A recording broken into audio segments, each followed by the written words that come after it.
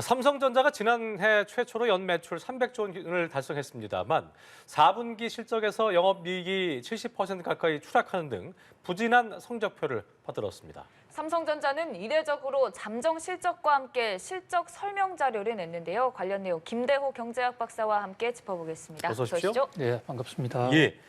자, 저희가 지금 소개해드렸고 보도를 해드렸던 대로 삼성전자의 지난해 매출 스코어가 좀 좋지 않았네요. 70조 원, 4분기 매출 70조 원이었고 영업이익은 4조 3천억 원. 그러니까 시장 기대치를 밑도는 어닝 쇼크를 기록한 겁니다. 연간 매출액이 300조 원을 돌파하면서 지난해 역대 최대 매출을 내기도 했었는데 진짜 뭐 경기가 어렵다는 건 알았지만 딱 체감이 되는 스코어인 것 같습니다.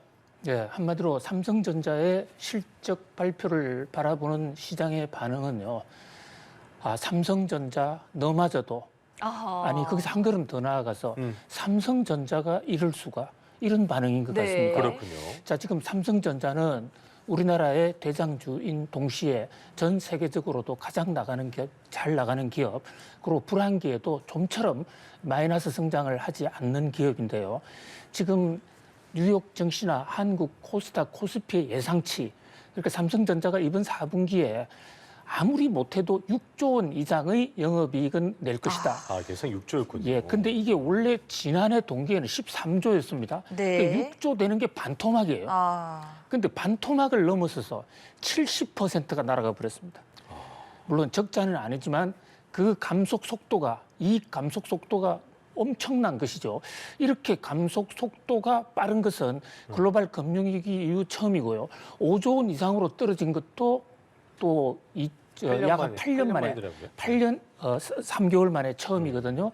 그러니까 예상보다도 훨씬 더 감소폭이 컸다. 이렇게 볼 수 있습니다. 지금 앵커님이 연간 실적으로 300조를 돌파했다. 뭐 그것은 불행 중 다행이겠죠. 그런데 그것이 1분기, 2분기에 많이 늘어나 있었기 때문에 3, 4분기 감소분을 어느 정도 만회한 것이지. 그러나 기업의 실적이라는 것은 벌써 1년 전이면은 현재 기업의 상황, 미래하고는 조금 거리가 많이 멀어져 있습니다. 그렇군요. 지금의 실적, 내년의 실적 이런 게 중요한데 이 실적이 연합 인포맥스가 상당히 비교적 정확하게 지금 시중에 예상치 컨센서스를 잘 집계하고 있는데 연합 인포맥스 전망으로는 영업이익이 6조 원을 조금 더 넘어설 것이다. 이렇게 봤거든요. 그런데 이거보다도 훨씬 더 떨어져요. 연합 인포맥스 예상보다도 30%가 더 줄었습니다. 한마디로 실적 참사, 어닝 스프라이즈인데요. 그냥 어닝 쇼크인데 쇼크죠, 그냥 쇼크가 아니라 그냥 그레이트 쇼크다 이렇게 볼 수 있습니다. 네, 그 이전 실적보다 절반 정도나 낮춰 잡은 예상치보다도 못 나온 말 그대로 어닝 쇼크라는 상황인데 지금 이례적으로 실적 설명 자료를 공개했습니다. 어떤 사업 부문에서 좀 부진한 실적을 많이 이뤄냈을까요? 그렇습니다. 삼성전자는 이 실적 발표를 크게 2단계로 하고 있습니다. 네. 1단계가 이제 프리 실적이라서 잠정 실적. 이번에 발표된 게 4분기 실적이 12월 30일로 끝나니까 분기가 결산이 된 지가 아주 며칠 되지 않지 않습니까? 그래서 어떤 가장 최초의 자료를 가지고 먼저 실적을 발표하는 이 잠정 실적 발표할 때는 구체적으로 각 부분별 디테일을 발표하지 않습니다. 발표하기가 좀 어려운 게 아직 완전 정산이 끝나지 않았거든요. 그럼에도 불구하고 삼성전자는 워낙 지금 실적이 낮다 보니까 혹시 시장에서 오해할 수도 있다. 이거 뭐 삼성전자에 화재라도 난 것이냐, 도대체 뭐냐 이렇게 궁금해할 수 있기 때문에 부분별로 실적을 쭉 발표를 했습니다. 네. 그랬군요. 자, 삼성전자 안에 사장님이 CEO가 3분이 계세요. 네. 결정권을 가진 그만큼 큰 회사고 분야가 확연히 나누어져 있습니다. 가장 큰 분야가 반도체거든요.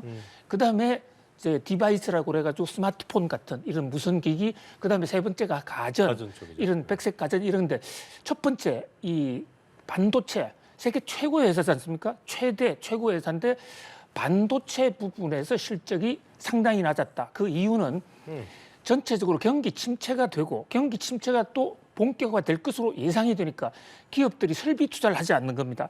삼성전자의 메모리 반도체는 기계에 주로 들어가는 건데 기계를 서로 발주하지 않으니까 반도체가 필요가 없어지는 거죠. 그러는 바람에 반도체 재고량이 지금 엄청나게 쌓여 있습니다. 그렇군요. 재고는 단순하게 재고가 그것만으로도 보관하는 비용도 들지만은 그 재고량이 영업 손실로 바로 이어집니다. 현재 재고량을 영업 회계상 떨어진 가격만큼 감가상각처럼 재평가를 해줘야 되거든요. 그러니까 반도체는 또 더 떨어지는 겁니다. 반도체는 워낙 이게 생산량도 많고 또 이 그 주기 사이클에 민감하기 때문에 함부로 생산량을 줄일 수가 없는데 특히 1분기, 2분기에 워낙 잘 됐지 않습니까? 지난해 6월 달까지는. 그랬잖아요. 그러다 보니 그때 많이 생산하는데 갑자기 안 팔리니까 재고량이 줄었다. 자, 이 대목이 상당히 쇼크로 받아들여지고 있고요. 두 번째는 백색 가전 부분에는 인플레 때문에 사람들이 집에서 먹고 살기도 어려운데 전자제품 이거 내년에 사자. 이렇게 되죠. 그렇게 미루고 된다고요. 예, 예. 그러니까 인플레 직격탄을 받았다. 이렇게 볼 수가 있고요. 또 스마트폰 부분에서는 스마트폰에도 인플레 때문에 스마트폰 교체 세력이 없는 것도 있지만 또 전체적으로 물류 공급이 안 돼가지고 제때 그 수급이 안 된. 또 수요가 있어도 있어도 제때 공급을 안 해주는 적재적소에. 이를테면 애플 같은 경우에도 중국의 정저우 공장에서 폭스콘 거기서 코로나가 일어나서 맞아요. 거기서 부품을 제대로 조달을 못해서 공급을 못했지 않습니까? 삼성전자의 이 스마트폰도 전 세계 각국의 부품이 다 연결이 되어 있거든요. 이런 삼성전자가 주력으로 하고 있는 스마트폰, 가전, 반도체 세 부분에 모두가 다 타격이 있다. 이것도 삼성전자가 처음 있는 일입니다. 삼성전자는 이 반도체가 잘 되면 전자가 좀 안 되고 전자가 안 되면 가전이 돼서 서로 큰 위기 없이 넘어갔거든요. 그런데 이번 4분기에는 그야말로 세 부분이 와그르 다 같이 침체다. 그야말로 그레이트 어닝 쇼크라고 볼 수 있습니다. 맞아요. 지금 아까 말씀 처음에 하실 때 삼성 너마저도라는 얘기를 하셨는데 LG도 이제 오늘 오후에 실적 발표 앞두고 있는데 이것도 좀 궁금하기도 하고. 근데 더 궁금한 건 뭐냐면 왜 이제 아까 어닝 그레이트 쇼크라고 하셨는데 보통 이렇게 되면 삼성전자 주가가 막 폭 내려앉거나 이렇게 돼야 되는데 선반영이 다 된 거예요. 그냥 또 오히려 그건 또 큰 반응이 없더라고요. 어떻게 자, 읽겠습니까? 삼성전자 주식이라는 게요. 주가를 좌우하는 게 여러 가지 요인이 있단 말이죠. 실적도 중요하지만 현재 지금 다른 지정학적 요인도 동시에 여러 가지가 반영되는데 지금 삼성전자 주가 오르는 거 삼성전자만 오른 게 아닙니다. 미국의 마이크론이라든지 전 세계 반도체 관련 회사들 주가가 다 오르고 있습니다. 그러니까 이것은 삼성전자 실적하고는 관계가 없는 것이죠. 왜냐? 블룸버그나 월스트리트저널이 중국 뉴스를 보도를 했는데요. 이게 한 이틀 전부터 터져 나온 뉴스입니다. 중국이 그동안에 반도체 굴기라고 해서 시진핑 모교인 칭화대학의 칭화윤이 같은 회사를 통해서 전략적으로 반도체에 엄청난 자금을 투자해왔고 또 미국이 바이든 대통령이 칩포 동맹 또 칩 사이언스 반도체 육성법 이런 걸 만드니까 중국도 같이 하자. 이게 한 달 전까지만 하더라도 그래서 중국 반도체 생산을 더 늘리기로 했었거든요. 그렇죠. 그렇다면 공급이 지금 시장 상황이 안 좋은데 공급량이 더 떨어질 재고가 더 늘어날 수가 있죠. 거죠, 예. 가격은 더 떨어지고요. 그런데 최근 나온 보수가 중국이 이것을 포기했다는 겁니다. 자, 지금 중국 반도체 투자해봤자 별로 성과가 없고 지금 상황도 안 좋으니까 약 한 1조 위안인데 우리 돈으로 190조 위안의 투자를 포기했다. 그렇게 되면 당분간 중국발 공급 과잉이 없을 테니까 반도체 가격은 오를 것이다. 이래서 한 이틀 전부터 지금 중국을 제외한 다른 나라의 반도체 회사 가격이 오르고 있습니다. 네. 그런 요인이 첫 번째 삼성 반도체 가격, 삼성전자의 가격을 좌우했고요. 따라서 이번 실적과는 무관하고 그런 실적을 자세히 들여다보면 이 장기적으로 가면 주가가 조금 더 하방 압력을 받을 수도 있다.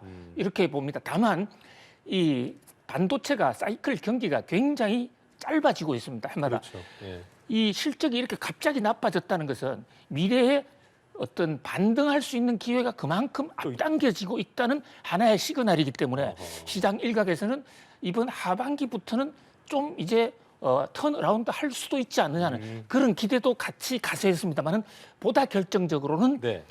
중국의 반도체 추가 생산 보조금 포기. 이게 확실히 작용했고요. LG전자 오늘 오후에 발표하는데 네. LG전자도 약 70%의 영업이익 감소가 예상이 됩니다. 그렇군요. 네, 알겠습니다. 조금 다른 얘기도 해보겠습니다. 이번 네. 주 서울 아파트 매매 수급 지수 64.1로 8개월여 만에 조금 상승했거든요. 이게 지표로만 보면은 어찌됐든 부동산 매수 심리가 조금 올라왔다는 건데 어떤 요인들이 영향을 끼쳤을까요? 앵커님 학교 대학 다니실 때 학점을 64점 받으면 기분이 어떠세요? 100점 만점이요. 예, 지금 수급지수 64라고 그러셨잖아요. 아, 자, 64점이 나왔는데 반도체 수급지수라는 것은 사겠다는 세력, 팔겠다는 세력 이게 똑같았을 때 100이거든요. 네. 학점은 100점이 아주 우수한 A 플러스지 않습니까? 이 매매 수급지수라는 것은 100이 그냥 보통인 거예요. 근데 보통을 기준으로 100보다 좀 못해서 90이 되면 1단계 하강 경고, 자 2단계 80이 되면 침체 경고, 네. 3단계는 위기 경보 이렇게 발령이 됩니다. 그 3단계가 70%예요. 맞아요. 지금 60%잖아요. 이것은 시장 실패 표에 나오고 있죠. 예. 실패 상황에 들어가 있는 겁니다. 그런데 표 오른쪽에 살짝 올라갔지 않습니까? 네. 63에서 64. 살짝. 1점도 자, 올라간 거예요. 성적이 네. F인데 F 플러스 정도 됐다. 뭐 이런 정도의 성적. 이것을 정권시장에서 주식시장에서 뭐라고 그러냐면 데드캣 바운스라고 그럽니다. 데드캣 바운스. 고양이가 죽으면 땅에서 떨어져 죽지 않습니까? 그냥 죽지 않아요. 그 일정 기간 동안에는 갑자기 천둥이 치거나 사람이 와서 보면 잠시 꿈찔꿈찔합니다. 전형적인 지금 이것은 죽은 시장의 죽은 고양이 순간 발작, 그 데드캣 바운스가 아니냐 이렇게 보는 게 지금 전문가들의 대세 평가인 것 같습니다. 일단 큰 유의미한 변화는 아니다라고 일단 볼 수 있을 것 같은데. 자, 그 주택담보대출 금리 보면은 최고 8%까지 오르기도 했고요. 상반기 금리 인상 기조는 계속 이어질 거다 이런 전망은 저희가 계속 이 시간을 통해서 말씀드렸었는데 본격적으로 거래량이 증가하는 걸 좀 기대하는 거는 시기상조라는 말씀 박사님도 하신 적이 있었고 올해 부동산 시장 끝으로 좀 전망하면서 마무리 짓겠습니다. 예, 지금 정부가 1.3 대책이라서 부동산 거래 조정 지역 또 투기 과열 지역을 해제해버렸죠.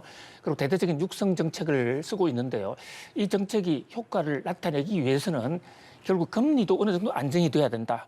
지금 주담대 8% 금리 상황에서는 집을 갖고 있는 사람 부담이 굉장히 클 거고요. 그렇죠. 그리고 금리를 지금 인하한다는 신호도 없지 않습니까? 다만 한 가지 이번에 정부의 그 대책으로 인해서 분양주택에 12억 원 이상 이런 경우에 중도금 융자를 해주고 또 실거주 의무를 해제했거든요. 분양 시장은 좀 살아날 것 같아요. 분양 시장은 예, 특히 1월 17일 날 둔촌 주공에 정당 계약을 하는데 거기서 몇 퍼센트가 계약을 하느냐에 따라서 시장의 어떤 심리가 좌지우지될 것으로 보입니다만은 그러나 대세는 아직도 하방입니다. 지금 원희룡 장관이 이런 얘기를 했어요. 부동산 부양책 왜 내놨느냐? 떨어지는 칼날. 지금 부동산 거래절벽으로 해서 칼이 막 떨어집니다. 주식 지금 집을 사라는 게 아니고 그 칼에 손이 베지 않도록 장갑을 정도 쥐어주는 것이다. 그런 상황으로 아직은 추세를 좀 더 지켜봐야 할 것으로 보입니다. 여기까지 김대호 박사와 함께했습니다. 오늘 말씀 고맙습니다. 고맙습니다. 감사합니다.